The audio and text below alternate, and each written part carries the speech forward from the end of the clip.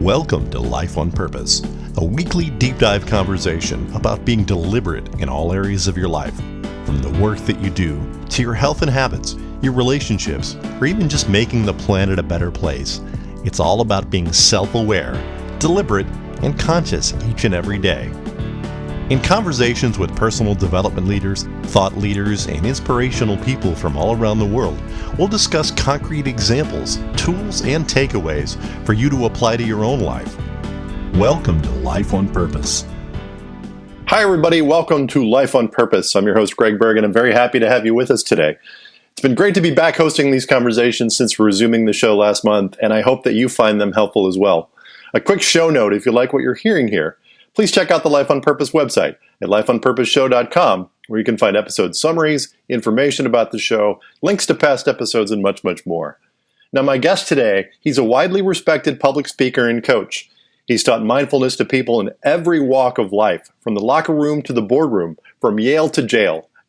Michael Jordan credits him with transforming his on-court leadership of the Bulls, helping Jordan lead the team to 6 NBA championships, a process that's been chronicled in the new ESPN documentary The Last Dance, which is showing right now.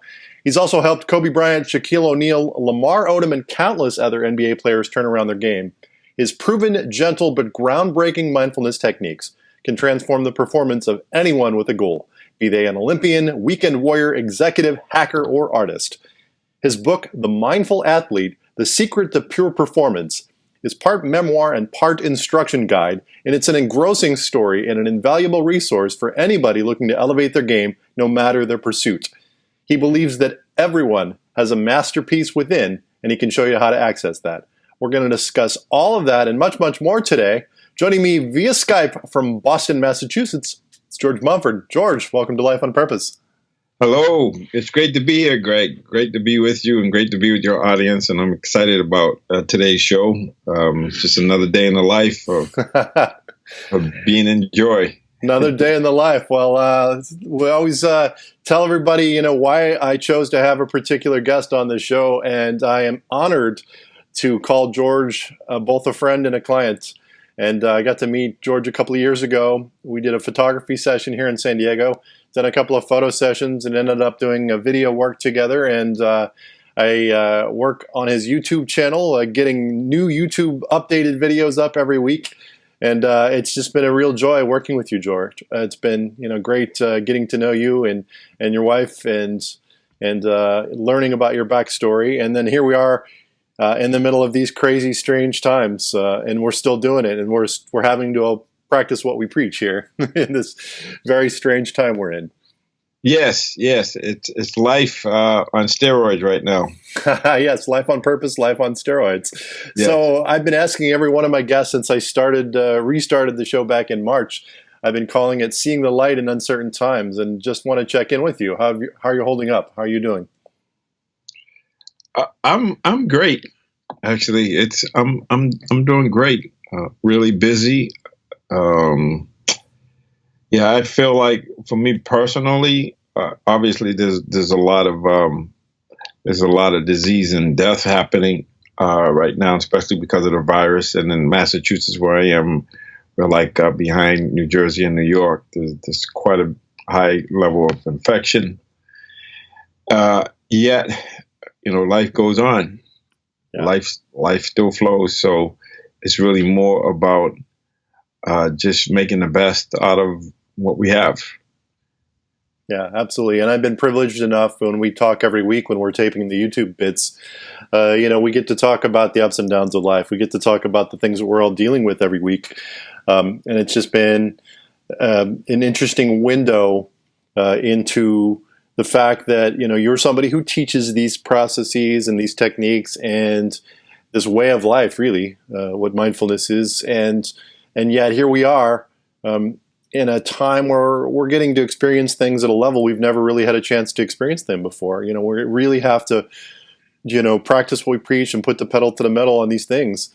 And I can vouch for the fact that you, George Mumford, you're able to put those things into action and to live and practice what you preach. And it's been cool to see. So, Yes, thank you. Yes, I feel like it's interesting with this time of COVID because to me, life always has its up and down. Prior to us knowing about the COVID-19, to me, a lot of the challenging times came to me in the January when Kobe Bryant passed away, and then preceding that, a childhood friend and my sister all passed away within a matter of 2 weeks. And I didn't notice that in spite of all of the loss, that there was still a lot of enthusiasm for life. Still a lot of light to be shown, and that first time I really saw it up close, that all of these practices that I've been talking about, and being in the moment and just being myself, but also showing up and really fully deploying myself, fully engaged in what I'm doing, because there's no guarantee that who I'm doing it with, who I'm doing it for, or even the doer myself, is going to be guaranteed beyond today. So I feel like I've had to deal with adversity and tragedy, and then with the COVID, and I actually believe, it's my opinion, that my sister probably was a victim of the COVID. Yeah, before people were even talking about what that is. Right. Yeah. Well, George, you said something really important there, and obviously we've got a lot to cover here in our hour. We're going to go back to your very inspiring life story, and the topical things like COVID and the Last Dance documentary that's airing on ESPN, and working with Jordan and Kobe, and your professional career. But I want to start with conceptually something you just mentioned that's really powerful. And you said the word practice. And right. That word is so important, because for me, that's exactly what it is. It's the most important thing for me. When I identified that I wanted to make mindfulness and meditation parts of my life, they were concepts at first. They were scattershot. And, okay, well, maybe I'll try a little, meditation over here. And a week later, maybe I'd try a little meditation over here, and it would be short. And they were just really all over the place, very scattershot. And it took me developing a practice. It took me saying, these concepts, I have to make them non-negotiable in my life. I have to make them part of my everyday routine for them to really take hold and to have a powerful effect, for me to be able to develop what my friend Eric calls the capacity, developing the capacity to withstand the waves that are always going to come. So talk to me about that word practice. What does that word mean to you? Yeah, so practice, it's interesting because the word practice for some people has this connotation of doing something that we have to do, not necessarily something we want to do. Right. And so for me, practice has been really more of a way of being than something that I have to do in order to get to someplace. To me, practice and experience and all in one and the same. They're all of a piece. And so what do I mean by that? So when I got into being more mindful, being more present for my life, I was coming out of a detox, having been addicted to pain meds and illegal drugs and alcohol, that when I got out of the detox almost 36 years ago, I had to have a process that was going to enable me to stay clean and sober and not to get back into those maladaptive coping with stress mechanisms, I would call it now. And so I had to practice this idea of really understanding, knowing my mindset, knowing my thinking. If it was thinking, if it was a certain way, then it would lead me back to using drugs and alcohol or misbehaving in that vein. So I had to practice paying attention, am I hungry, angry, lonely, or tired? This HALT, we had this HALT acronym that we used. And so I had to ask myself, if I'm hungry, angry, lonely, or tired, then I'm probably more susceptible to misbehaving or getting back into old habits. And so I had to learn how to just be present. And for me, it was particularly challenging because I had a lot of chronic pain, migraine headaches and back issues and other painful things from sports injuries. And so it wasn't something that would be nice to do. It was something I had to do because everything was in my face. I think there's a poem that Roca talks about the stone being right in your face, like being right up against the wall, right up against it. And that's how my life was. So I didn't really, so the choice I had was to do what I've been doing, which doesn't work, or to be different, change how I do things. So I had to practice prayer and meditation. I had to practice asking for help. I had to practice doing things that I wasn't used to doing. And I talk about it a lot. And that is, sometimes for me, my best thinking couldn't help me. So I had to behave my way or practice my way into proper thinking. So the word practice is really huge for me. Is another way of saying a way of being, or making a commitment to a way of word, thought, and deed. What I thought, what I think, what I say, and what I do. Just taking personal responsibility for that, and really aligning myself with how things are, aligning myself with divinity. So creating more love, or feeding the love wolf more than feeding the fear wolf. But fear comes up. Right now, we're in a time of what I call hurt and hope. There's a lot of hurt, but then there's a lot of hope. You got to have balance, and it's not either or. And so for me, I've been up against it, and that's been a strength of mine rather than a weakness, because I can't afford to have resentments. I can't afford to think about things.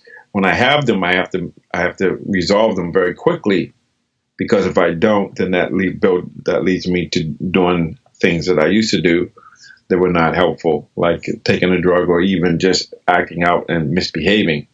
So it's not that I'm perfect. I'm not perfect, but it's more about having a practice, having a way of relating to myself and my experience in a way where when I do cause harm when I do create stress, I'm able to make amends, or at least acknowledge, okay, how can I do it differently, learn from it, and be asked to be forgiven, and then move on.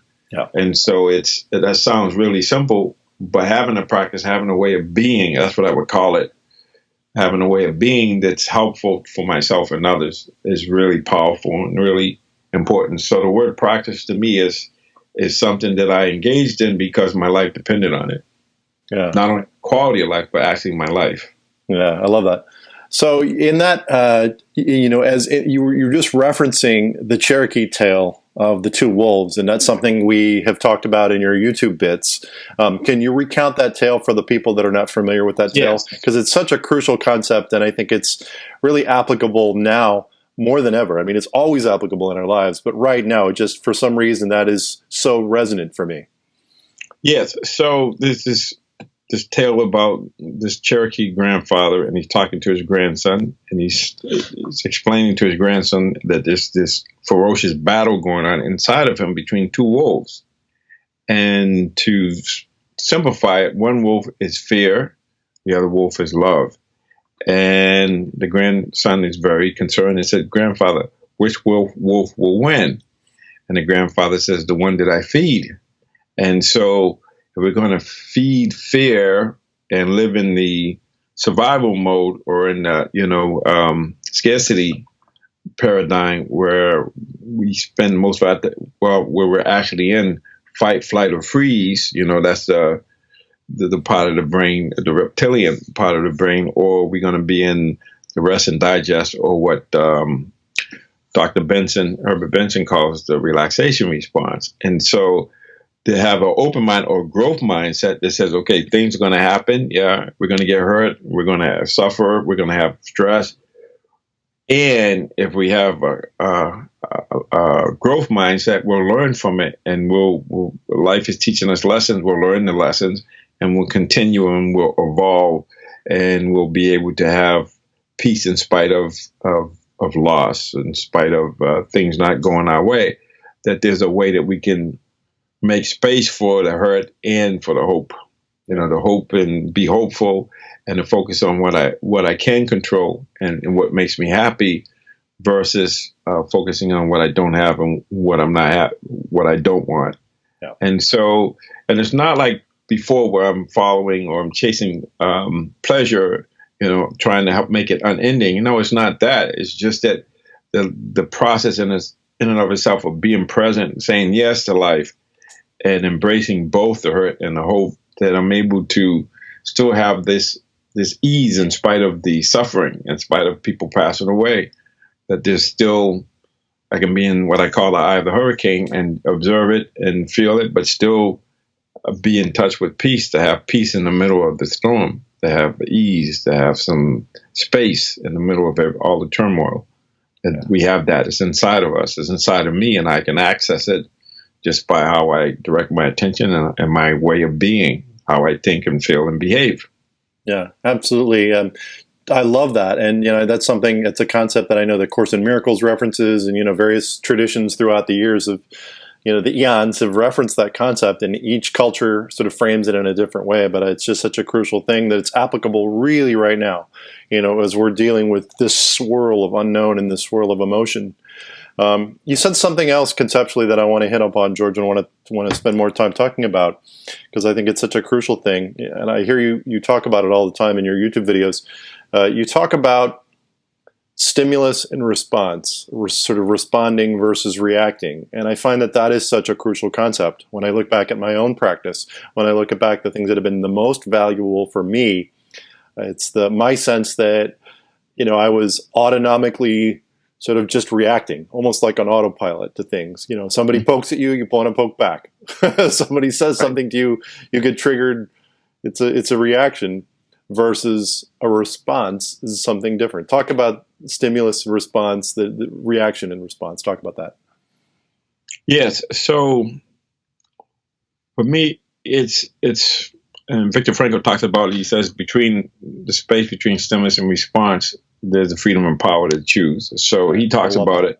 And when I talk about having a practice, mindfulness and insight, and just a meditative practice or reflective process that allows us to see what's happening and to make wise choices in that space between stimulus and response. So when we have a mindfulness practice or a practice of being still and knowing, or observing our experience in an uncritical way or in a mindful way, because we have this ability, being human beings, to step back and observe our experience in the midst of the experience.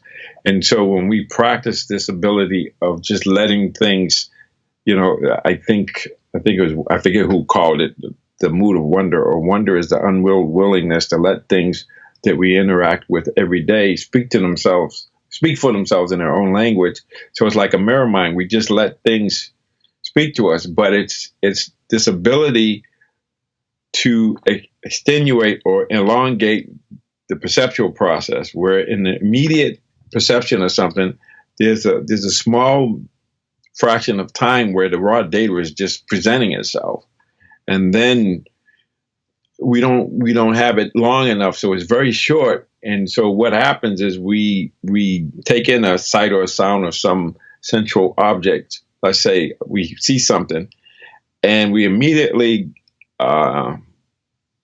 interrupt or interpret what's happening instead of letting what's happening speak for itself. And so what happens is that period of raw data is embellished, or what's reflected on it or projected onto it is our self-interest, our abstract thinking, like, okay, what does this mean for the future? Associative thinking, oh yeah, I remember the last time I did this. So we're embellishing it.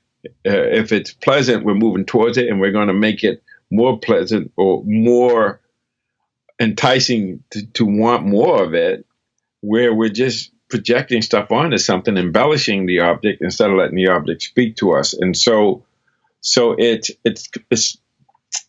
like when you're having a conversation with somebody, and you're in this thing where they say one thing, and then you just respond to them as if they said way more than what they said, because that's the way they usually talk. So you don't really hear them, even though they might be saying something different. There's no space or no patience to really hear what they're saying before we project or we react to what they're hearing. Or if we're listening to someone and they're speaking to us and we're trying to formulate an answer before we hear the question.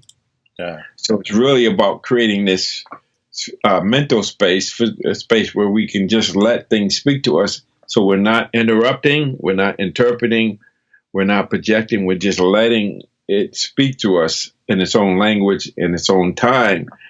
And to do that requires a certain level of vulnerability or security, a sense of security, so that we're willing to be vulnerable, willing to let whatever's there speak to us in our own language and not interpret it based on what's going to make us feel good. Yeah, I love that. And that is freedom. I love that Frankel described it in that way. Yes. George, you talked about this concept, Eye of a Hurricane, and that's a good segue. A good chunk of America right now is watching the ESPN documentary, The Last Dance, chronicling Michael Jordan and the Chicago Bulls in their attempt to win a second three-peat, and it's sort of framed around their 97-98 season with all of the uncertainty and unknown. And it's interesting that it's airing in a time of so much uncertainty and unknown. And so I want to talk about this Eye of the Hurricane thing, but just sort of segue into your work with the Bulls and Phil. Phil Jackson wrote the introduction to your book, Right. which was awesome. And Phil says, a lot of athletes think that the trick to getting better is just to work harder. But there is a great power in non-action and non-thinking.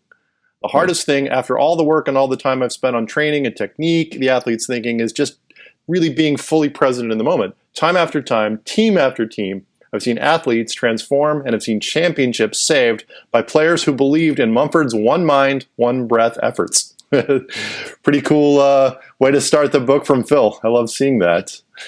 And so it's timely because, these are concepts that we're talking about in terms of COVID. There are times, and now we're applying them to the work that you did with Phil and Michael Jordan and Phil bringing you into the Bulls. And so we're getting to watch each week. And apparently last night was episode 6, and you were on screen for a bit. We gotta check that out. I DVR'd that. So what's that been like for you to go back and revisit that point in your life? We'll sort of talk about the genesis and how it happened, but what's it been like to you to re-experience that again? Yes. Well, it's been very compelling, inspiring, obviously, to watch something that's been chronicled for a year, in which you were there and not necessarily up front, but in the background, in the shadows, having an impact and trying to and helping people stay grounded in the moment. There was a quote that I heard Phil say yesterday in the segment where he talked about success is about experiencing the now. And so you can only experience success in the moment because, and it's interesting because I think about that whole process of going through it. I have to be reminded because if you're in the moment and you're just going with the flow and being in the eye of the hurricane, which we talk about in the Bible, be still and know, then you're not retaining how you're doing and you're not focused on what happened before. You are learning from it. So it's like having a growth mindset or a learning orientation where life is giving us lessons and we have to learn from the lessons, or we keep repeating the lessons in ways that we don't want to. So just reflect on it. I see it differently 22 years later, but at the same time, it was just this idea of just moment to moment, just be like water. Whatever comes up, we can handle it. And in that space, you get to choose how you're being. And so what hit me was the amount of adversity that we had to overcome in that year, whether it was, Pippen being injured and not playing for a couple of months, or whether or not, because I watched the first couple of episodes, and if I had to bet on it, he wasn't going to come back. So if you hadn't lived it, yes. Now, in the middle of all that, it's like now he's back and we're playing and we're competing on a high level. But it was like nothing I've ever experienced. Just think about the idea. It's like, I feel like it was like traveling with the Rolling Stones when they were in their heyday. It's like it was just everybody was coming. And I was always fascinated with this concept of Eye of the Hurricane, which is very interesting because I was watching. I didn't start working with the Bulls until 1993. So the first three-peat, I wasn't there. But I remember I was actually at Insight Meditation Society Meditation Center, and I was with the staff, and we were up in the staff space where people weren't meditating, and we were watching the Bulls play against Phoenix. And I thought it was fascinating that I saw Michael throughout his career. The more chaotic things got, the more calm he got. So I used a metaphor of describing him actually of being in the eye of the hurricane, is being able to be in this calm center. So that's how I came up with the concept, and I never would have dreamed that, just 18 months after that, or sometime after that, that I'd be working with him, the same person that I actually came up with this concept, the eye of the hurricane. So it's kind of like otherworldly. It's like it's like I was just showing up being myself, but it seemed like it was, and it felt special. But now when I reflect on it, it's like a once in a lifetime endeavor. Most people don't get to experience that. Yeah. And so just thinking about it that way is powerful. It's really powerful for those 3 years. And we struggled for the first year and a half because I was with them for 5 years. And there was a lot going on, and I think it was a buildup, and then conditions were right. But the mental training, the idea of being able to not only manage adversity, but to use it as rather than a roadblock, use it as a stepping stone. And actually, the first encounter I had with the team was in 1993 during training camp, and Michael had retired. So when I went there, they were in full-blown crisis where, okay, there's no MJ, and there's once again, it's like there's this crisis. And my job, I was working at the stress clinic at the UMass Medical Center at the time, so I was somewhat of a stress management expert.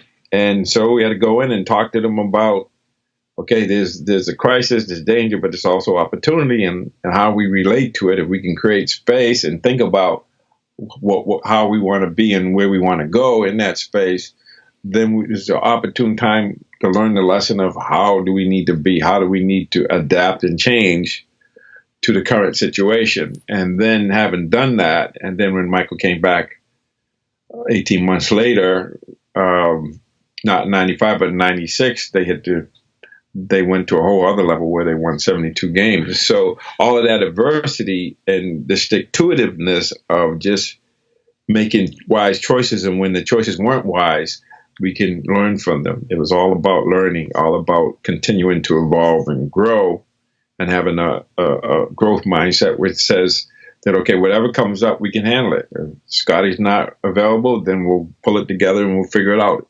If Dennis is MIA for 48 hours or whatever it is, and he'll come back, and we'll be stronger than we were before. So, even before I got there, if they lose the first game to LA, they come back and win the next 4. It's not a problem. It's always looking at it and seeing the glass is half full. And MJ talked about that when he came back from his foot injury, and that's been it. And even game 6 in Utah, I mean, Scotty missed half the game, and MJ had to pull the team, and they still pulled it out. It was one of those things where, like Nietzsche said, that does not kill you, makes you stronger. So it was this process of having this mindset, this being in the eye of the hurricane and being able to weather the storms.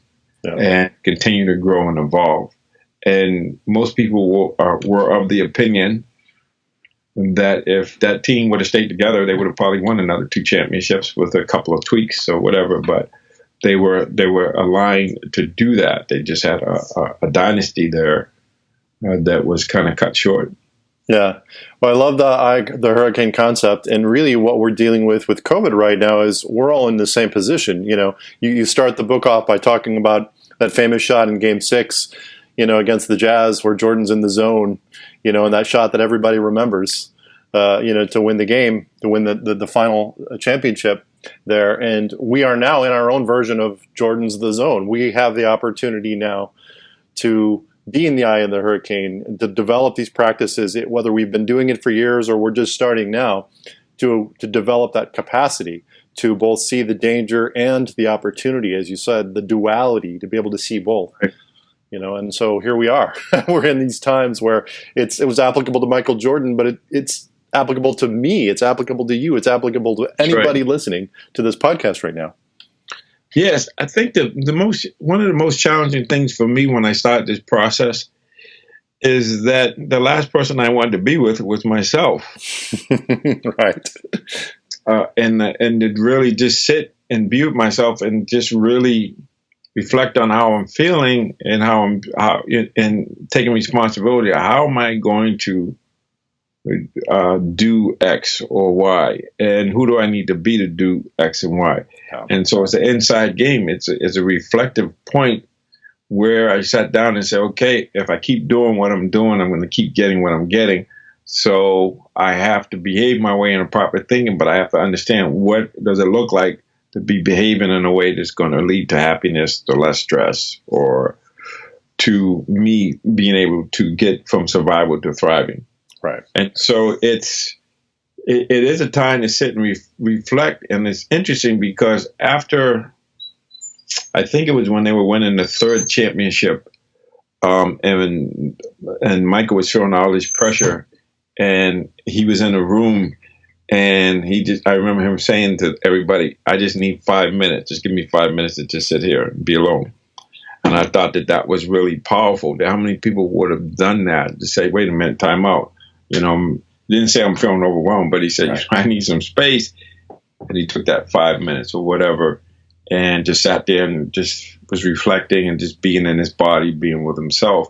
And to me, that's a great metaphor for what we all have to do. Instead of doing something, we need to just not do anything. That's a non-doing that Phil talked about. And so, so that is really, really powerful. To kind of do that. Well, George, let's go back in the Wayback Machine here. We're sort of flying through our hour. I want to talk about your life journey and how you came to these concepts, and the fascinating arc that you have, because you have a very inspirational story. So you grew up in the Boston area. Excuse me if I'm pronouncing it wrong. Dorchester, is that the neighborhood you're in? Dorchester, yes. All right, yes. Dorchester. The Boston, the Blue Hill Avenue was there. You said it wasn't the best neighborhood. Yeah, well, that was even before that. When I lived in Roxbury, or just Boston in general, it was tough. It was the other side of the tracks. I mean, it was challenging. Yeah, and you were number 10 in a family of 13, which that in itself. Yeah. My grandfather was one of 13 children, so I've heard many stories from my mom, about what that's like to be in such a big family. And you said you have 7 older sisters. So. Mm-hmm. What was home life for young George? I know that your parents were both very busy. You mentioned that your mom was a hotel elevator operator. Your dad was a railroad worker by day. Was a barber by night. I imagine with all the kids, there was a lot going on. Like, what was George's role in the family? What did young George what role did you play? Yeah, my role was to be seen and not heard, because I'm pretty sure my older siblings didn't really want to have more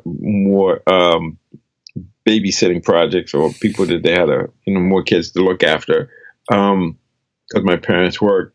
But for me, I was a really quiet, shy, introverted kid that was very sensitive, and I didn't know what to do with that sensitivity. Now I know what to do with it, but back then I had no idea. And so when I used to complain about stuff or talk about my sensitivity, people would tell me to be quiet and man up. Don't be so sensitive. Right. And so for me, it was like, okay, so I had to negotiate. How am I going to? We only had one bathroom, so how was I going to get in the bathroom and get my needs met with all the folks in the house? And so I developed this tendency to wake up early before everybody else and do what I got to do, or do the things that I need to do. But one of the motivations was my mother worked in a hotel. And she worked the night shift, 3 to 11. So when she came home late at night, she would bring me these gourmet cookies from the hotel. And so that was the other reason why I got up early, because I went for dibs on the cookies.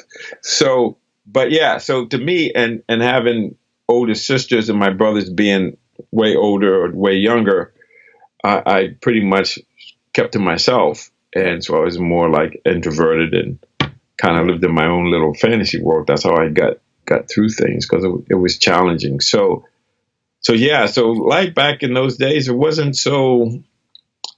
I mean, I'm sure I found some pleasant things, but it wasn't a happy time. Right. So how does that, shy, quiet kid, how do you find basketball? I mean, you mentioned in the book, you talked about loving the Celtics and the Lakers, and you like discovered basketball at some point. Like was that incongruent for like the quiet, shy kid? How do you start to step out and, do that?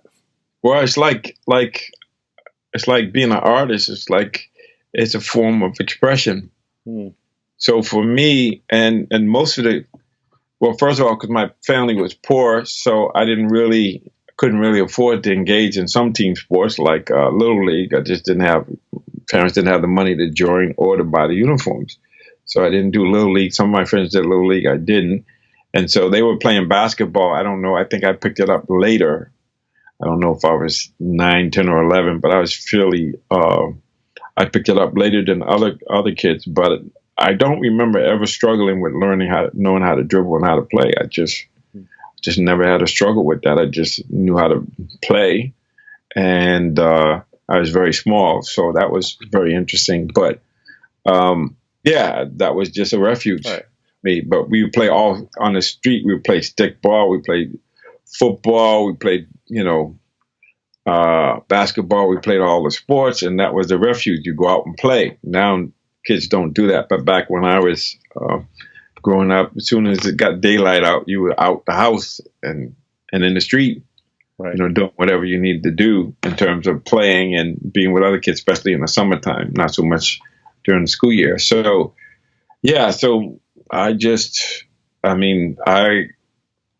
basketball used to talk for me. I didn't have to talk. My game spoke for me. Mm. Well, that's interesting because, now, in later life, you write about and talk about flow. Did you have any sense of, that you yourself as a basketball player, you talk about, Dr. J being in flow, and you talk about, Jordan being in flow, like was a young George, did you have a sense of like, okay, these were little seeds being planted, maybe? Yeah, well, I had my first flow experience when I was maybe 8 or 9 or 10. I don't know what age I was, but we were playing this electric football game. And, the little guys that vibrated, experience. They would go around the board. I love that. One. Yeah, I love that. My neighbor had that. Amazing experience where I was in flow.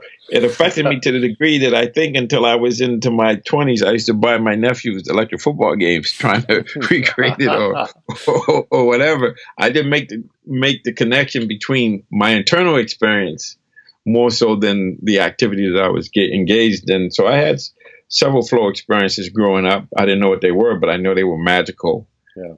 And so all of the conditions were there about losing myself and things being timeless and effortless and just being in this sense of wonder and excitement of engagement, fully engaged and getting carried away or being lost in it. So so I wasn't until later that, after I've been in recovery and studied this stuff, that I started reflecting back and say, hey, I had that experience at this age. And and then I started understanding the triggers, or what are the triggers involved in having a flow experience. But it was like everything that I've gone through living in, because I feel like before I got out of recovery, I was in my own little fantasy world. And I was kind of here, but kind of not here. So that's how I hid out. I was hiding out in plain sight. Because for me to be myself or to express my sensitivity. So it was very challenging, but I was just going through it. I didn't look at it like challenging. That was life as I knew it. Right. Let's talk about the other side of the coin. You mentioned a number of times recovery. How did you discover heroin? You called it skag in those days.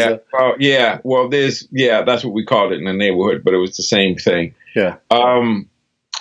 So I was injury prone, so I got hurt a lot. So I was on pain meds, and one of the things I noticed at the time, the prevalent pain medication was Davon. And I remember, because I had all kind of back issues and all sorts of things, I was just injury prone because of the amount of stress I was under.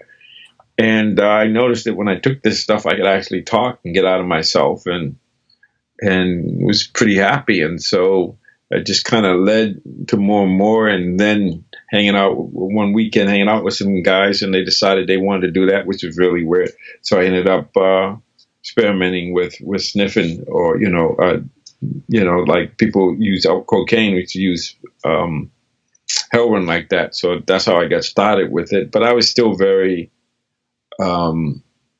discipline, so I didn't have to do it every day. I would just do it once in a while, or when I was going to party. But I did everything. I knew the taste of liquor or beer since I was 2. So my uncle used to give me beer when I was a little toddler, and I liked it. And that's what he told me later. So I've been ingesting and stealing my father's old Seagram 7 and whatever he had. So there was a part of me that knew I needed to alter consciousness from a very early age, but it wasn't like something I did all the time. Once in a while, I would just do it. So I feel like I've been spiritually inclined my whole life, but I didn't know where to look for the spirit. I was looking for John Barleycorn instead of different kind of spirit. Yes. So I went through all of that, but it started off with the pain meds and me knowing that it altered my consciousness. Right. And then it just kept evolving, and I kept being injury prone until the end of my career in college. And then once that happened in college, I didn't know who I was. And then I really got into it, but I was still functional. So I continued. I graduated from college and worked for a number of years. And even when I got into detox, I was still working a full-time job. So there was a certain level of commitment to not losing myself fully in terms of having a job and wanting a way out of the difficult living arrangement that I had in terms of living in a depressed neighborhood or ghetto, whatever you want to call it. And so I knew my way out was college, and that I had to get a job and that sort of thing. So right. So how did you discover John Kabat-Zinn? Like, take me forward. It's interesting because I was meditating. What really happened was I was fortunate enough to have HMO back in 1975. And actually, I've been in the same HMO since then. So I don't know how many years that is. That's like 45 years. It's a good amount of time, George. Yeah, so that's the only care that I've ever had, and all my jobs had it. So when I was at the HMO and I was seeing somebody, I was seeing a therapist and dealing with stuff. And so when I got clean, I had the chronic pain, and he suggested that I go into this. It was this stress management program taught by Dr. Joan Borisenko, and at the time, back in the early 80s, she was one of 3 what they call psychoneuroimmunologists, and it was kind of a satellite from Dr. Herbert Benson over at Beth Israel, and so she taught me all of these things about the mind-body process and meditating. And so I had to come up. So when I was in HMO going to therapy, he suggested, he helped me get in the detox, but he also helped me get into this experimental program where I learned how to self-regulate to manage my pain, because I knew I couldn't go back to pain meds because I knew how that would turn out. Right. So that's how I got into it. And once I got into it, I just kept growing and evolving, and I get from being in survival to getting into thriving and really being stimulated intellectually, as well as just coming to the realization that I get to choose who I am and how I feel. That was really powerful, and I knew I couldn't do the other thing, but John Barleycorn wasn't a way, but just the way of spirit or having a spiritual practice was really appealing to me. And so I did all this stuff, I read it was interesting. I did this, I think it was like either 8 or 10 weeks, and they had a syllabus. And so every book on the syllabus I read. And then when I read the books, in the back of the books, they had other recommendations. So over the last 35 plus, almost 36 years, I've been averaging over a book a week. Yeah. And you share some of those in your own book. Yes. And so, but I thought it was this need to be intellectually stimulated. Now I know I was seeking wisdom, pursuing excellence and wisdom. That's what I was doing. And then recently, in the last couple of decades, I've been pursuing excellence and wisdom with grace and ease. So before it was this warrior energy, and then I realized that no, it could be, I can slow motion get you there quicker, or I can do it with less stress and get there. Yeah. better. Everything's better when you're more relaxed and at ease. So, but I had to learn that the hard way.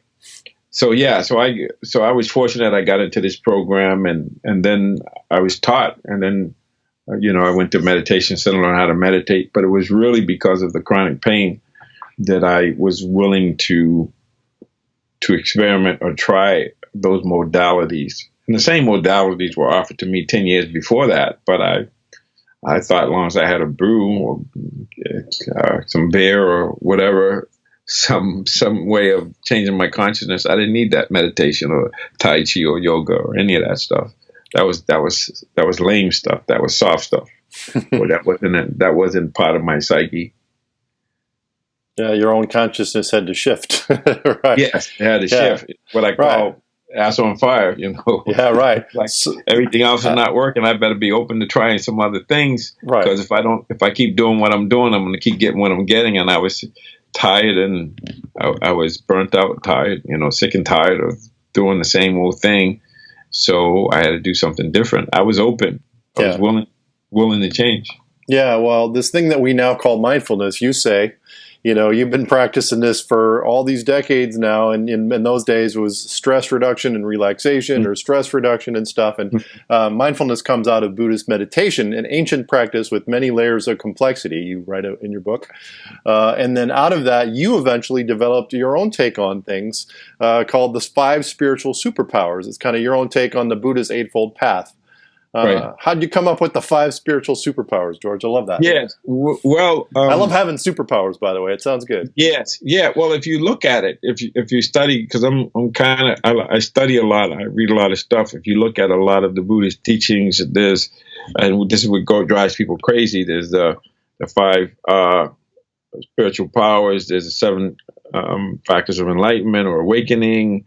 There's the 5 hindrances. There's all of these different things. And so I wanted a way to talk about the teachings in a way that was non-threatening and language, everyday language.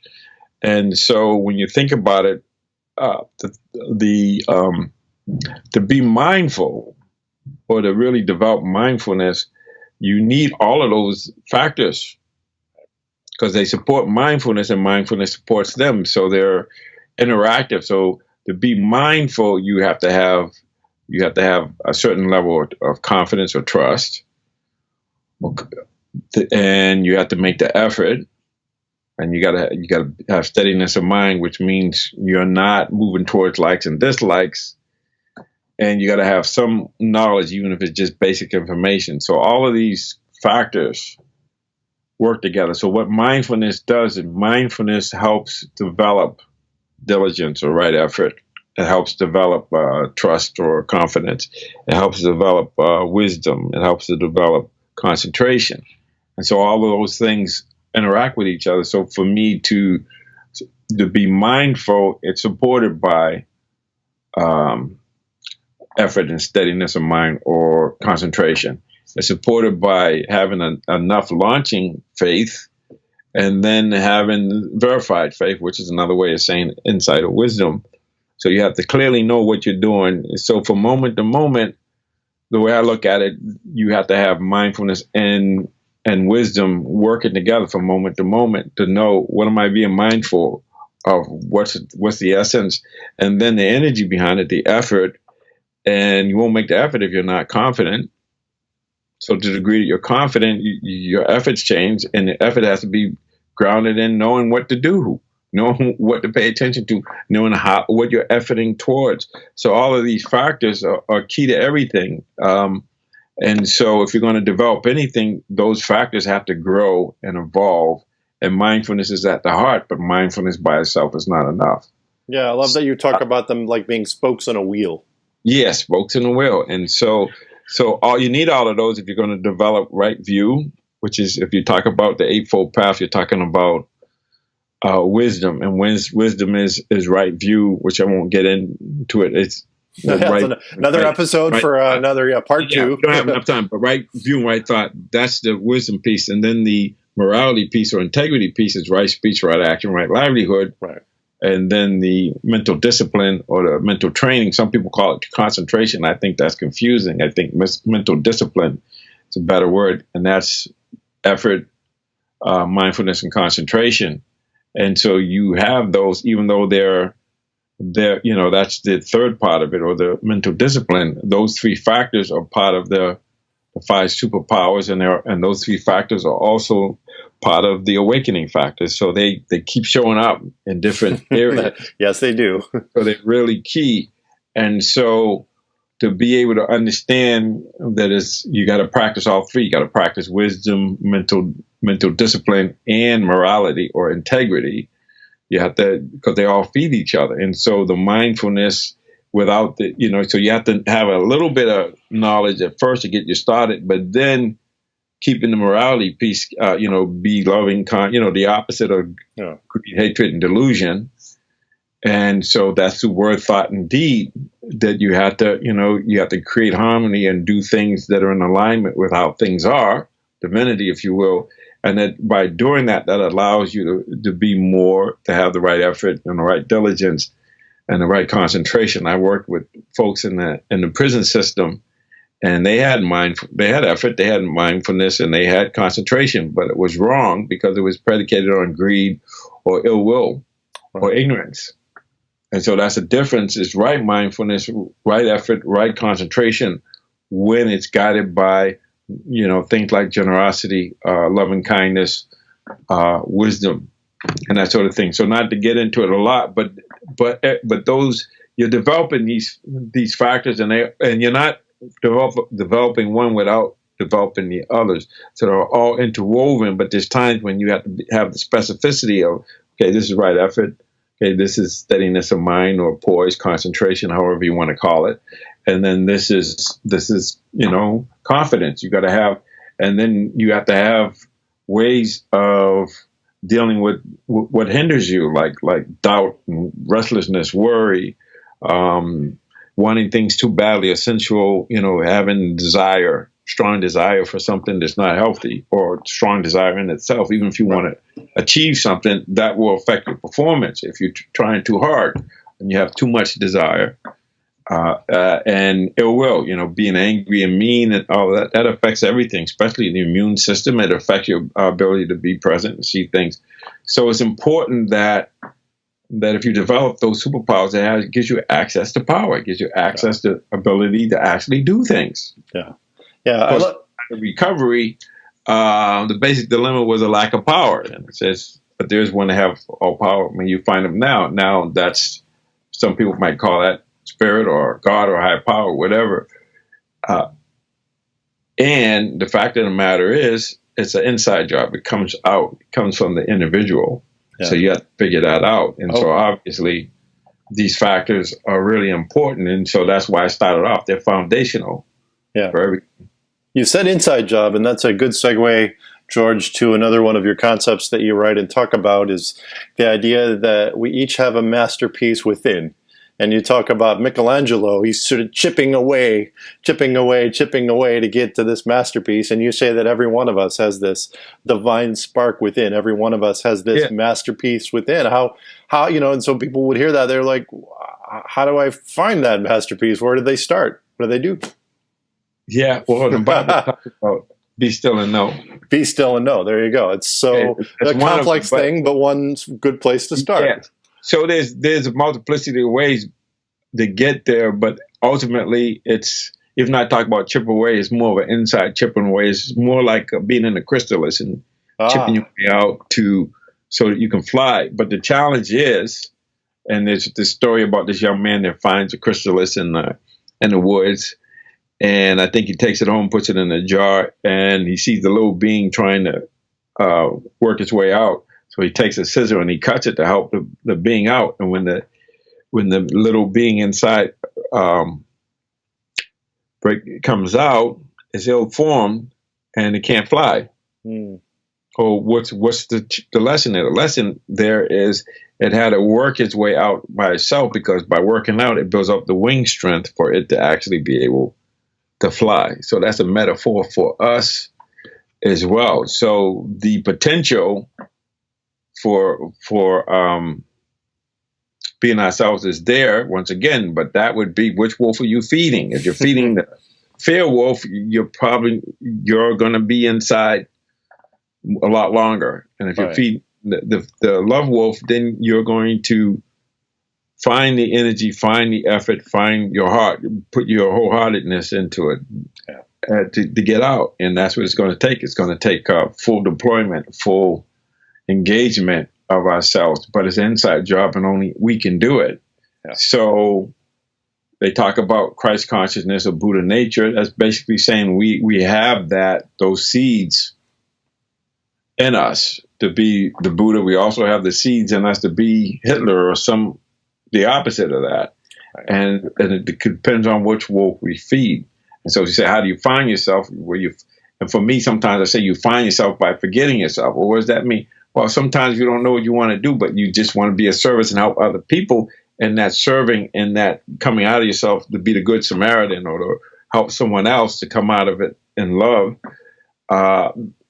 you'll find yourself. Yeah.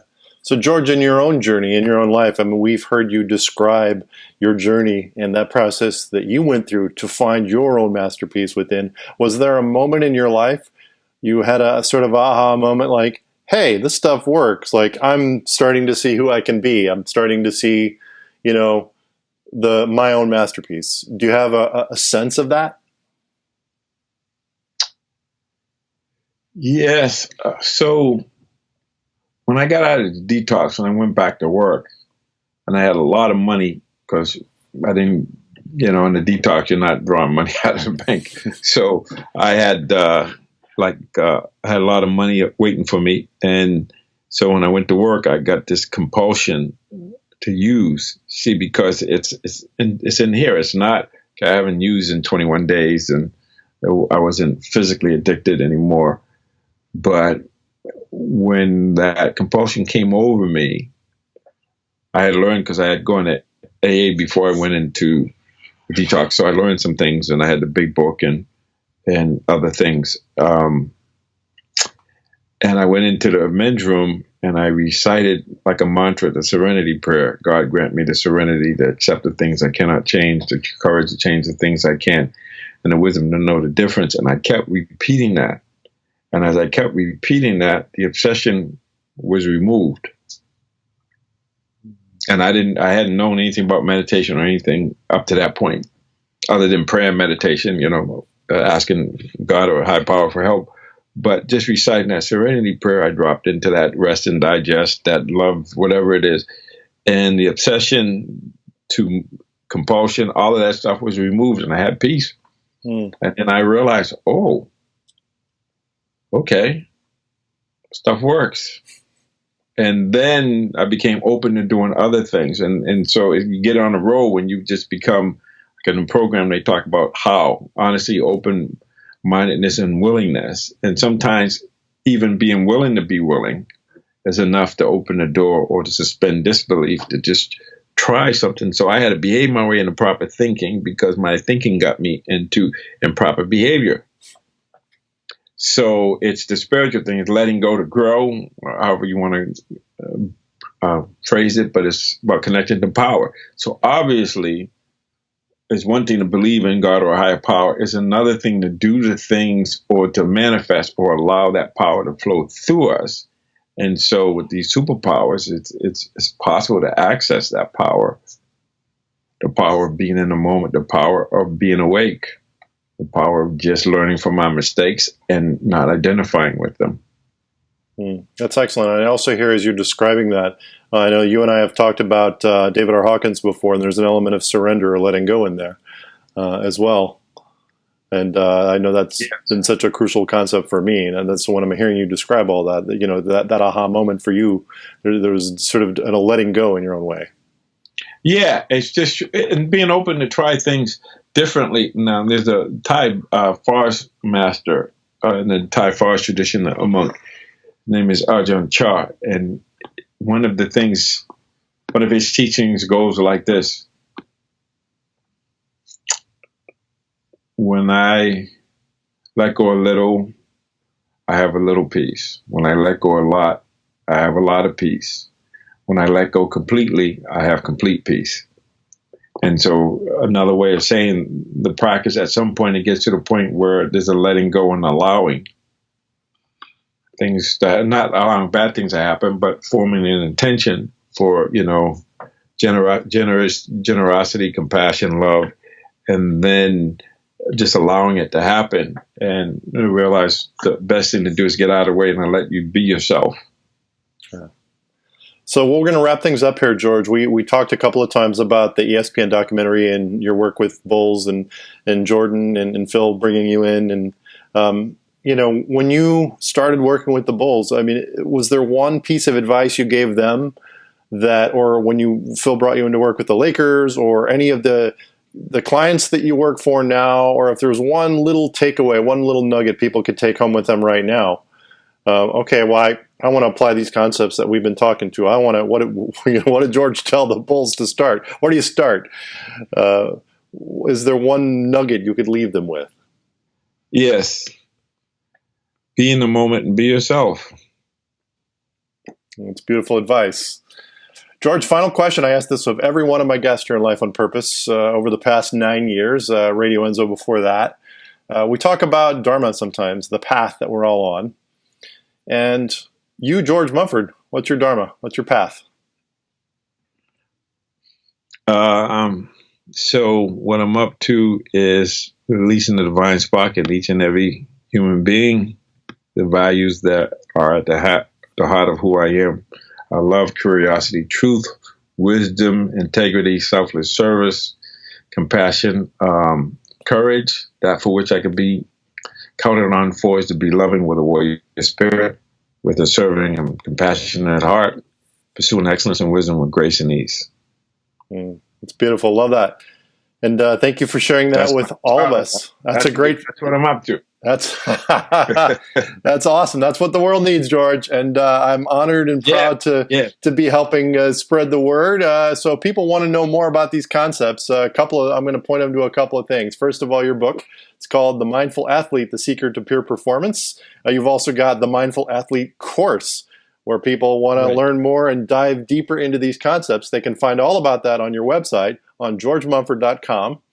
You've also got a YouTube channel. We go on and we record little at home with George updates now here in the time of COVID. And there are other pieces that we're always adding to the YouTube channel so they can watch videos on YouTube. They can find you on the George Mumford official channel if they search for that.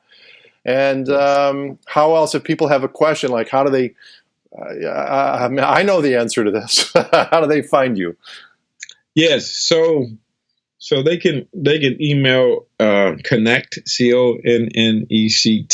at georgemumford.com, and that's how they can access more, or just go to the website, and I think there's a portal for them to get information. But if they email that email address, someone will respond to them. Yes, absolutely. They will do that. And so just want to thank you so much. It's been a pleasure, George, to have you here on Life on Purpose. Really enjoyed our conversation. And again, I'm so happy that you're in my world, and you're an awesome human, and I'm very grateful to have you in my life. So thank you. Thanks, Greg. Well, I tell you all the time, you're an amazing human being, and you help me so much in this process that I can't thank you enough. I really appreciate you. Thank you, George, and shout out to Team Berg, to Ryan and Andrea as well, while we're on here. And don't forget Sir Arthur. Yes, little Arthur, yes, who is our inspiration every day. So the family team. So excellent, George. Well, thank you. And folks, if you like what you're hearing here, I'm your host, Greg Berg. We do this every once a week or two or three, depending on the schedule here. It's called Life on Purpose. And if you want to listen to additional episodes, you can visit the Life on Purpose website at lifeonpurposeshow.com. You can find us on iTunes, Apple Podcasts, Android, Google Podcasts, Spotify, the Stitcher Radio app, iHeartRadio, and all around the web. Until next time, take care.